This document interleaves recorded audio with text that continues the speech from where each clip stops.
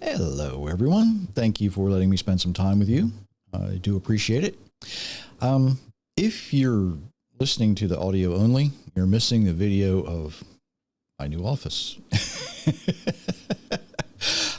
It looks very, very similar to what it used to be because I like having my books behind me, and this is where I do my work. So this is where I get to do all the good stuff. Enough of that. Before I forget, please do the like, share, subscribe thing. Y'all know the reasons why by now. I learned a new phrase, and I know it's kind of hard to teach an old dog new tricks, right? But I learned a new phrase, and I need to share it with you because you need to know this. I'm getting just a little bit out of my lane, but it's something I've talked about before because I have talked about AI, and that's kind of where I'm going. All right, so just be careful. Now there's very few content creators that I regularly watch. I like the Weatherman Plus. Mark does a really good job of U.S. and Caribbean, however you want to say that, weather, especially for severe weather updates and that kind of thing. And I keep an eye on weather. You have to, right? I'm outside a lot. Something else I enjoy is Ask Tractor Mike. And I know that sounds kind of weird, but coming from an agricultural background, I still kind of keep up with what's going on in the tractor world and those kind of things. And the other day, he had a very interesting video. It dealt with tractor rollover safety, but there was something in that video that got my attention. And I think it did because it's never happened to me. Not the rollover part. That's never happened to me either on a tractor. Go-kart's a different story. Yeah, I can roll over a go-kart.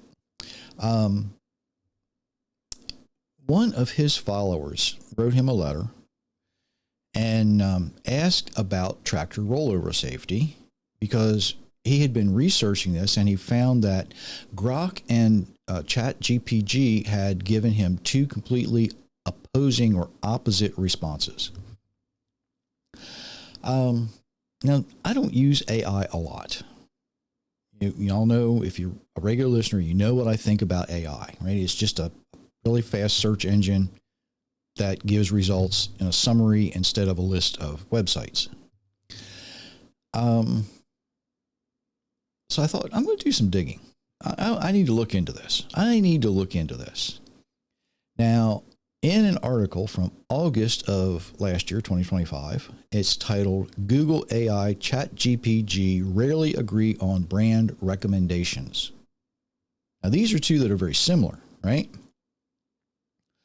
And it opens Google's AI overviews and AI mode and ChatGPT disagree on brand picks nearly 2/3 of the time, new data shows.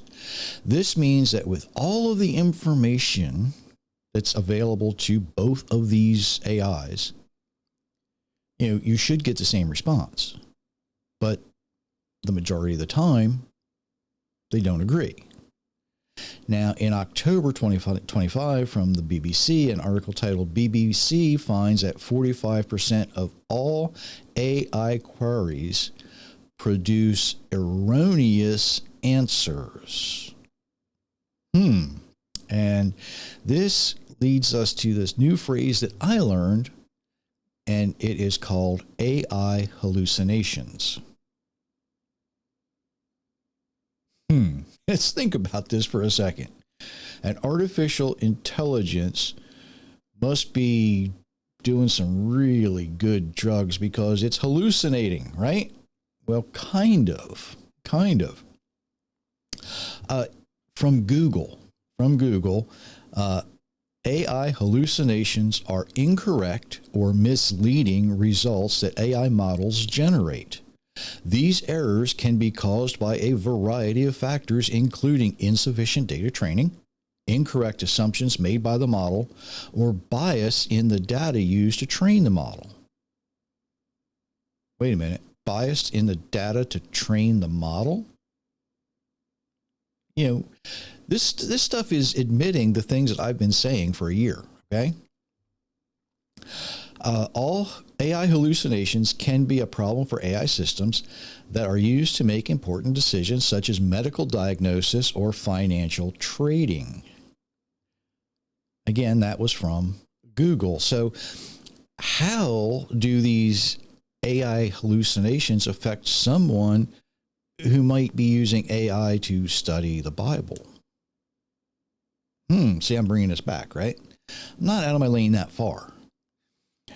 Now, as I have said before, if you're a regular listener, you know this. The way we ask AI questions has a direct effect on the response. It does. So we need to be very, very careful about the words we use and how specific the search parameters are.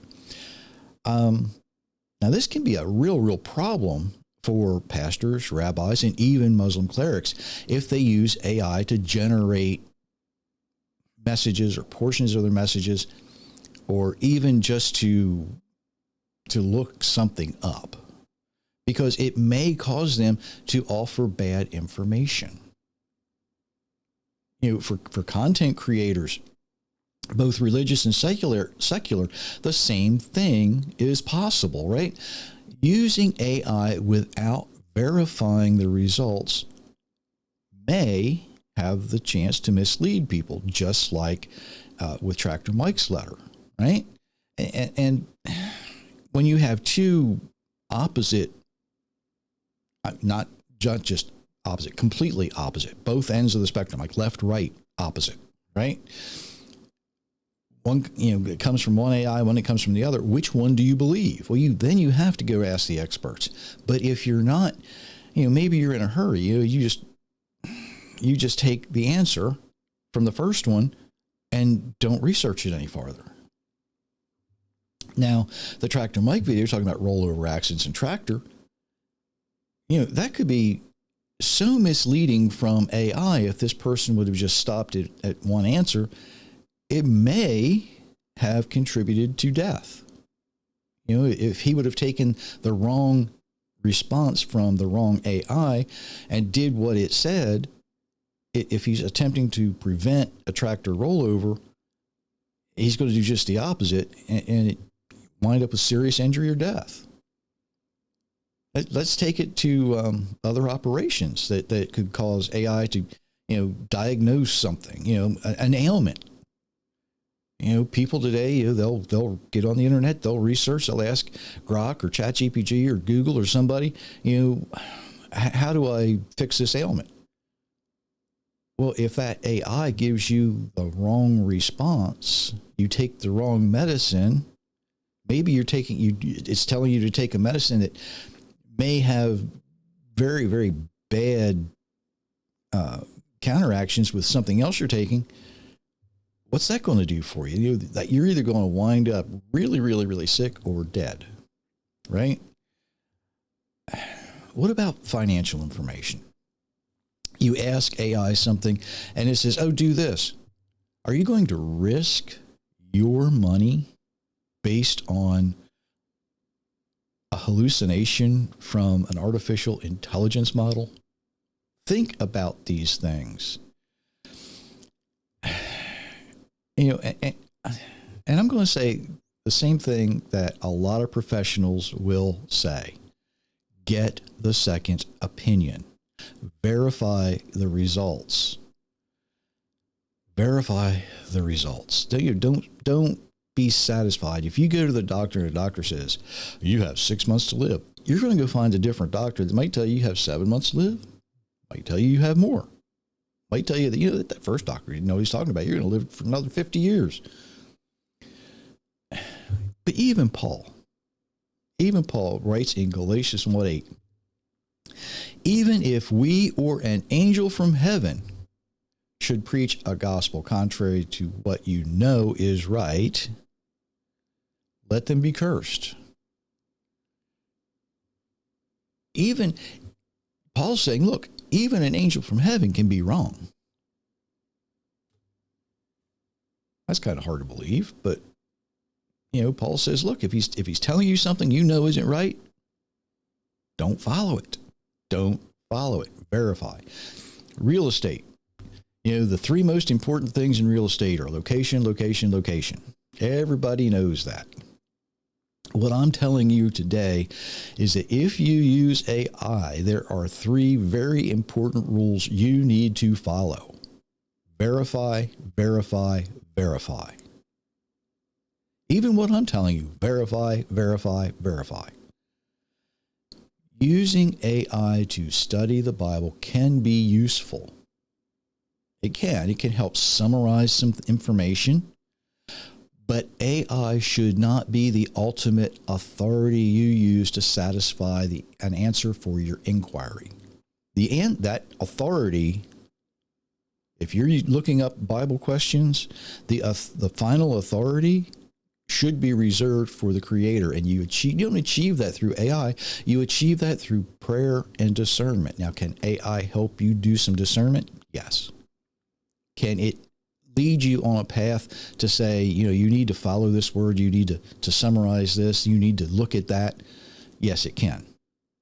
Can AI's hallucinations cause you to dig deeper? Maybe, but you need to be very, very careful about these things. Very, very careful about these things. Verify, verify, verify.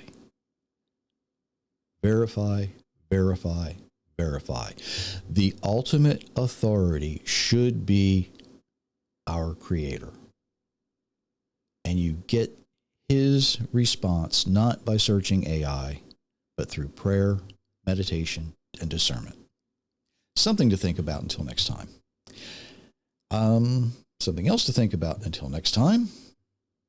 Books are sold at authorjerrymitchell.com. There's my advertisement for today.